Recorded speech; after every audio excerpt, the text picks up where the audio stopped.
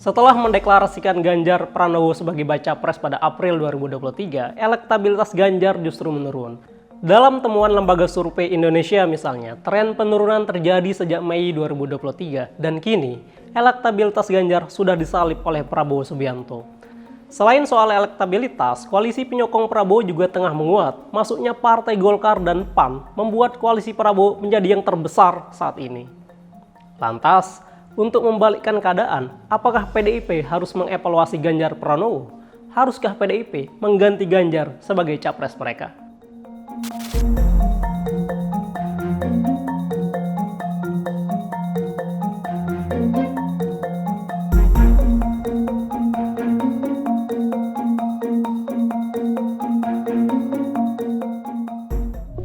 Terkait koalisi gemuk Prabowo, mungkin ada yang merespon biasa. Pada Pilpres 2014 lalu, koalisi Prabowo Hatta Rajasa juga jauh lebih besar, tetapi PDIP adalah pemenangnya. Sayangnya, dapat dikatakan keliru apabila PDIP merujuk situasi Pilpres 2014 untuk merespon situasi saat ini.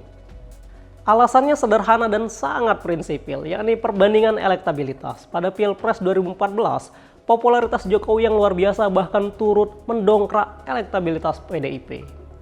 Dalam temuan indikator politik Indonesia, sejak Oktober 2013, elektabilitas Jokowi selalu lebih besar dari daya tarik PDIP.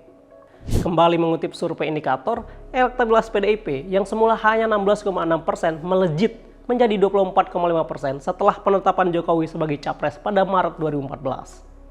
Dan terbukti, suara PDIP di pemilu 2014 jauh lebih besar dibanding pemilu 2009. Pada pemilu 2009, perolehan suara PDIP adalah 14,6 juta, sedangkan pada pemilu 2014 melejit menjadi 23,6 juta. Sementara saat ini, jangankan mendongkrak keterpilihan PDIP, elektabilitas Ganjar justru tengah menurun. Kemudian, yang terpenting, tidak seperti Jokowi yang memiliki branding politik khas, seperti revolusi mental dan belusukan, sampai saat ini Ganjar tidak memiliki branding yang khas. Ganjar justru terlihat mencoba meniru personal branding Jokowi. Pakaian kampanye Ganjar misalnya, yakni kemeja garis hitam putih, juga didesain oleh Jokowi. Ini sudah diakui langsung oleh Ganjar. Lalu, seandainya PDIP akan melakukan pergantian capres, siapa yang harus dimasukkan untuk menggantikan Ganjar? Bukankah ada banyak nama di luar sana? Melihat petanya, PDIP sebenarnya sudah menyiapkan nama untuk membendung Prabowo Subianto. Ia adalah Panglima TNI 2021-2022, Jenderal TNI Andika Perkasa. Belakangan, nama Andika menguat untuk menjadi cawapres Ganjar. Andika sendiri juga telah memiliki KTA PDIP dan mengaku siap mendapat tugas apapun dari partai.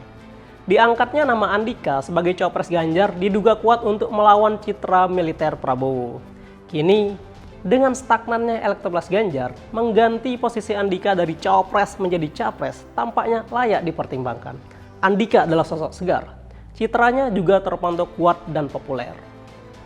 Nama Andika sebenarnya sudah lama dibicarakan dapat menjadi kuda hitam di Pilpres 2024 sejak dirinya menjadi Panglima TNI.